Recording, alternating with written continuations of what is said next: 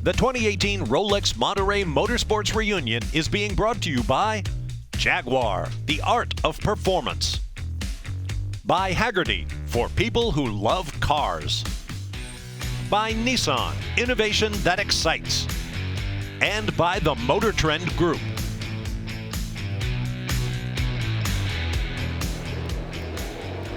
Well, there they are. The incredible Formula 5000 machines.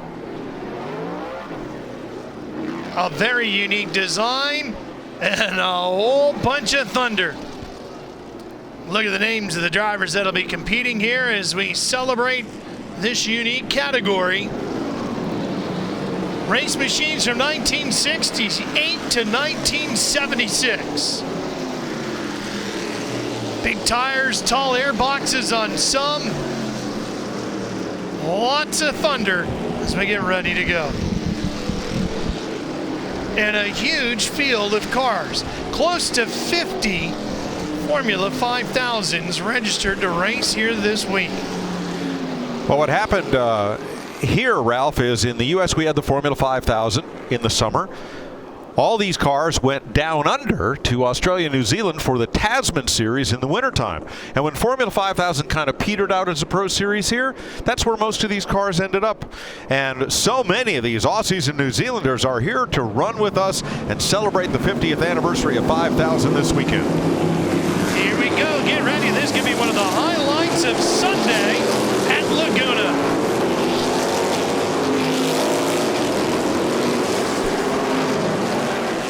And it looks like Craig Bennett is going to jump out to the early lead. Up near the front. No, he's going to actually tuck back a little bit, Mike. I think he's going to fall him back to about fourth. Take a look at the cars as they make their way over to turn 4. Here comes Bennett now. There he goes. Already up to second and giving chase.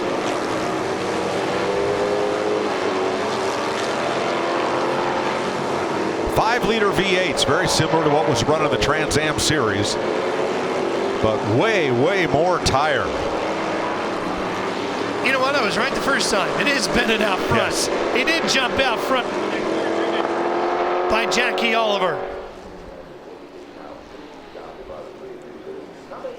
It's Collins who slotted into second place. There's a good look at the 66 machine of Ken Tilley out of Missouri in a 73 Lotus T330.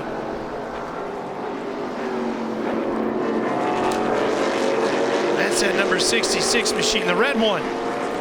This was the thunder and lightning of American open wheel racing, and kind of an equivalent to the Can-Am Series. Big noise, big steam, huge tire, and not much else. Didn't need much else.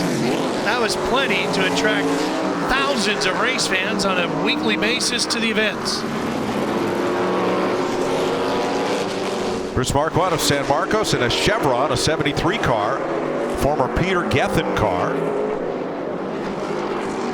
And 66 whipping up the inside. Yeah, that's that Tilley car that we were talking about. It was actually Carl Haas, Jim Hall, Chaparral team original owners. Redmond and Bell having spent time behind the wheel. Brian Redmond, runner-up for the championship in that car. And to that Norris Industries car.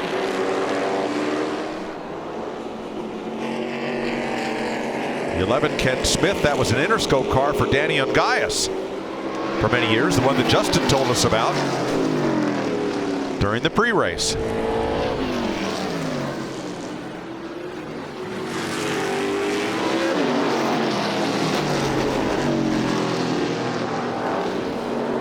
Of course, it was Dodson and Nissan listed as a featured mark for this year's Rolex Monterey Motorsports Reunion, but I think it was this category, Mike, that everybody circled and said, wow, I want to make sure I got a spot on the fence when they go on Sunday.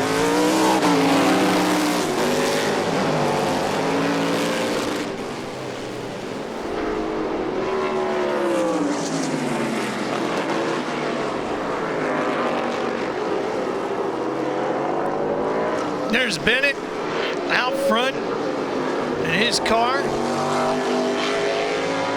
Now note that all the American pony car manufacturers had 5-liter engines for the Trans Am. So you're going to see in this race Chevys, Fords, and in the lead car, a Dodge-powered 5-liter engine.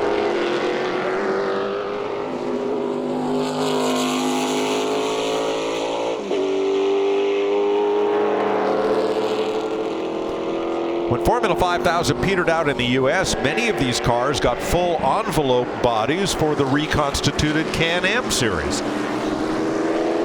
Sure did, and that kept that series alive for many years. As you saw, the 25, Phil Lewis, out of Australia in his Matich 1972 edition.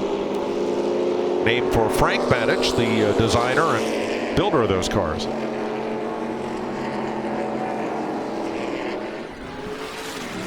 That 88 is Tony Galbraith out of Auckland, New Zealand. He's running a 1974 Lola T332. Original driver named Tuck Thomas. Now that 35 right there, Johnny Creans, that is a Dan Gurney All-American Racers Eagle. They built that car for James Garner, the actor's American International Racing, which was also owned by Johnny's parents. Bill Simpson, the founder of the safety equipment company, drove that car back in period, then Dave Jordan. Like all Eagles, beautiful race car.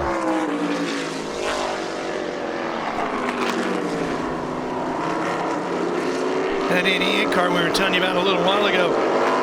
Tuck Thomas, the original owner, was eventually sold to Gordy Oftedal. Ha.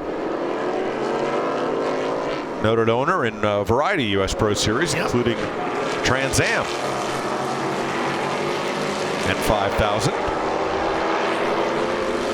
The Formula 5000 name, 5000 is the cubic centimeter displacement limit, or 5 liters or 305 cubic inches, but Formula 5000 just sounds bigger. Sounds cool. And all the big manufacturers, McLaren, Lola, Chevron, Eagle, March, Lotus, McRae, they were all represented in this formula. Very popular professional racing class. Well, and it wasn't just the manufacturer big names that came. It was the big name drivers that showed up as well to run these cars. Or whether it was Unser, Andretti, you name it, they all spent time in Formula 5000. That 1B, that red car, that is Aaron Burson from Auckland, New Zealand. That is a Talon, driven by Amon, Chris Amon, Brown, John Woodner, Sam Posey, Graham McRae. All drove those cars.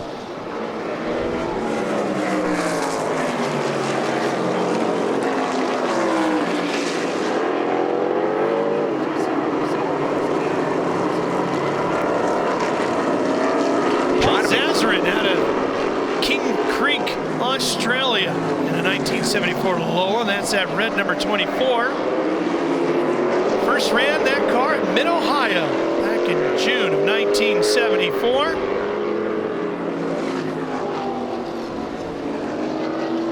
Yes. Tommy Dreesy actually owned that car at one point, the Trans Am racer.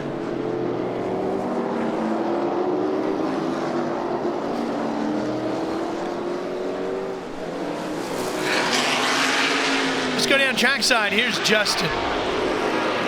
You know, I remember my dad disappearing off when we were very young kids for weeks at a time down to New Zealand, and actually his stepmother, I treated as my real grandmother, Joy Bell, she was from New Zealand, so it was a very special place for him to go down there.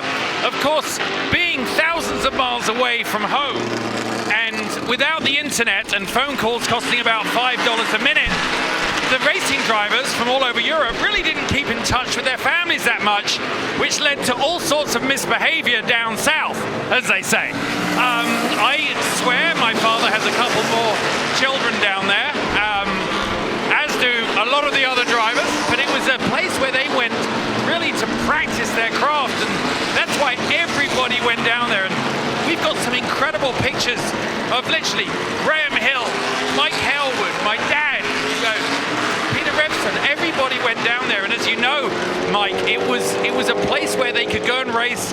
There wasn't it was the beautiful weather, and there was literally no one knew where they'd gone. What an era that must have been. Oh, you're right, Justin. We get one or two stories a year in the major magazines about the Tasman series, and that was about it. You're right, not a lot of news made it home from there. Mike, you can make the argument that this blue car coming at you right now, the number 32, is arguably one of the most famous Formula 5000 cars in history. Gregory Thornton owns the car. He hails from England. It's a 1973 Chevron, but it's the only car to ever win a Formula One race that was not truly an F1 car. It won in 1973 at Brands Hatch. The driver was Peter Gethin, and then it was the Race of Champions.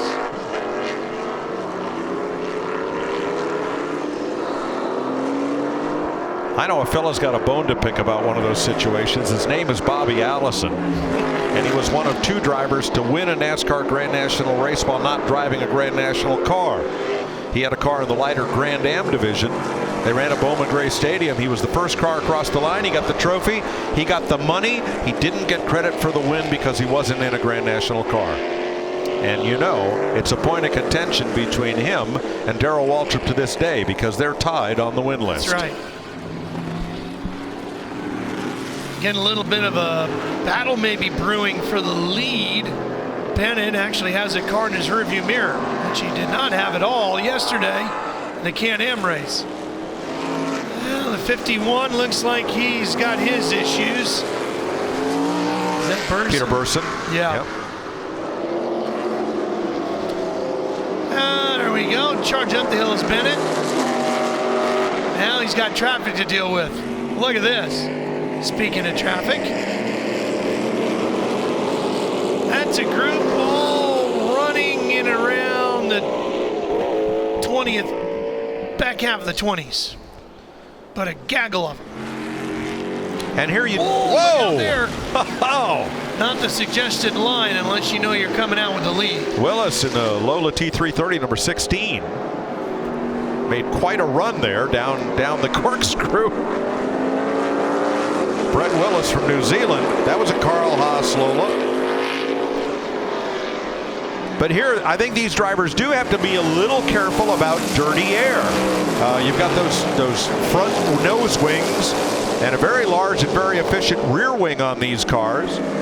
So you've got to maintain a certain amount of clean air if you're going to have grip both coming through the corner and under braking. That's not a good place to go 3 wide, I promise you.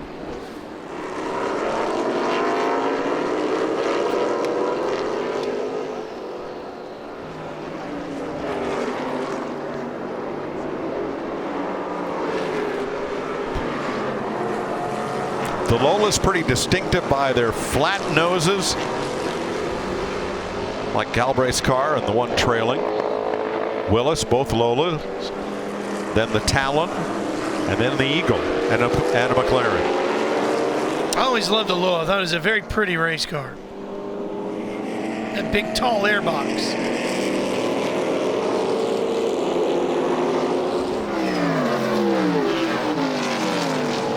I think it became pretty much the most developed of the production Formula 5000 cars available to U.S. teams. So it was a frequent choice. Here's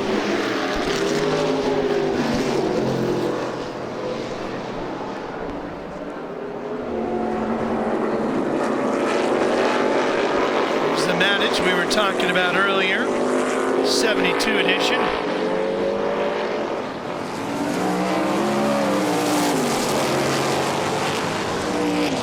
Look like race cars and certainly sound like it too, don't they? Yeah.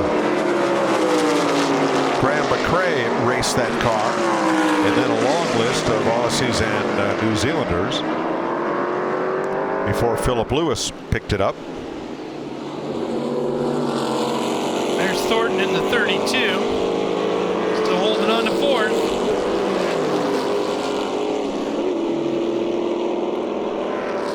You know, that Lola scheme of the flat nose and the tall airbox as on the 66, which I recall racing in those Steed colors. Steed was a performance oil additive. that style extended all the way down to Lola's smallest, least expensive race cars, their Formula 4s. Very similar styling. Or engineering, or aerodynamics, as you wish.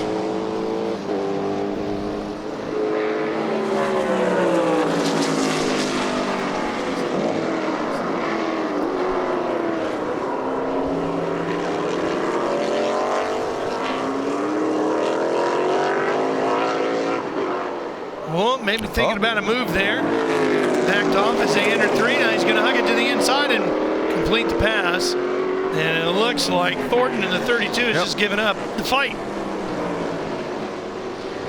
Tilly is by. Steed was sold by independent representatives, similar to Amway, where you filled your garage with the stuff and then sold it to all your friends. Everybody you knew would buy it. Friend of mine, Mike Provost, was a Steed dealer. Had some success with that product. Then number 12 is Seb Coppola in a Lola T192. Oh, it was that red, white, and blue machine. Trouble for the Thornton's Chevron. car. We saw it slowing, and he had moved out of the way, and it's apparently done for the day. Former Peter Gethin ride falls out of the race from 3rd place. I'm guessing that guy's got a Lotus tucked away somewhere if he's got a John Player special paint scheme on his helmet, huh?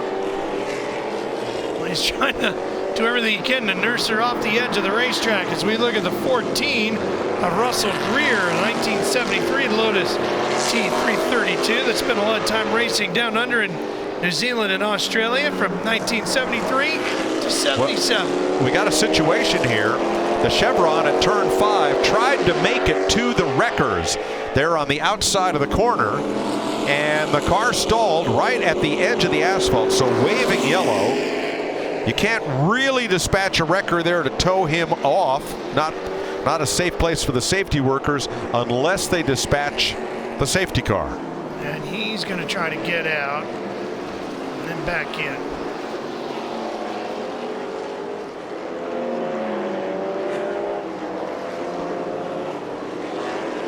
Yeah, they told him to just stay in the car. Yeah, stay in the car. Cars are still going at speed. Stay in the car, stay belted up, keep all your safety gear on.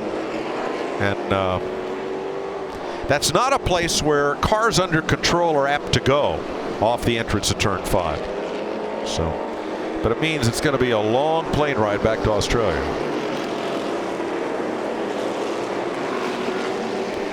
Well, now they have come out with the tow rope, and he's saying hook it to the roll hoop is where he wants it hooked. You wrap it around the roll hoop twice, you let the driver hang onto it, and away you go. There you are. Perfect, ready to go. The good thing is that keeps the rest of the course green while everyone rolls through 5 under caution. And then resumes racing once you pass the incident. So, you know, hats off to all of our rescue crews, tow truck drivers, and all the workers in white, the SCCA volunteer officials from the San Francisco Cal Club that man the corners here and keep the drivers safe, because without radios on board, radio is pretty much banned across vintage racing.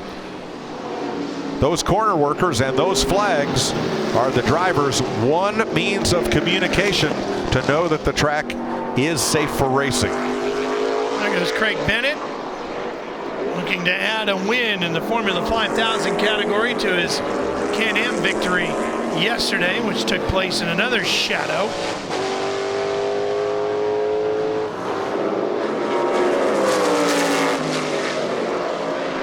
Craig, one of the fastest vintage racers you'll find around. He's got a lot of laps and some high-powered machinery, Mike. He's a pretty good wheelman. And some pretty heavy traffic here.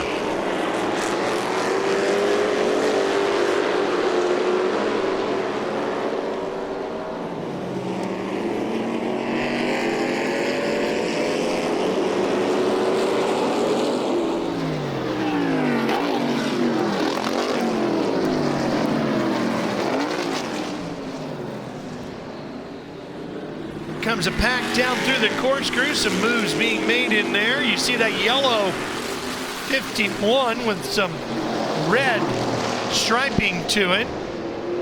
Todd Gerstenberger from Renton, Washington, a 73 March. Car was raced for just one season. 1973 SCCA Continental F5000 Pro Series. Fastest lap in this class, a minute 25.1. That makes these among the fastest cars ever to race here at WeatherTech Raceway.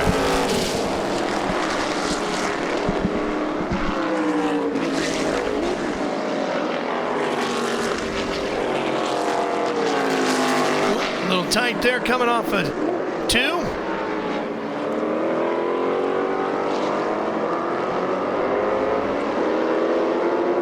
Looking inside. That's Tilley still working his way around, holding on to 3rd in that 66.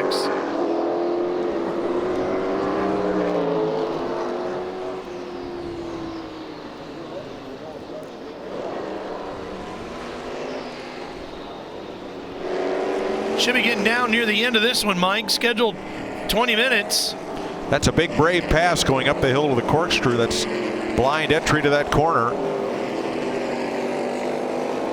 As you see, and here comes Bennett on his final lap. The eyes of the Shadow logo staring at you from the back of the rear wing. Great looking race car. UOP, wasn't that Universal Oil Products? Yep.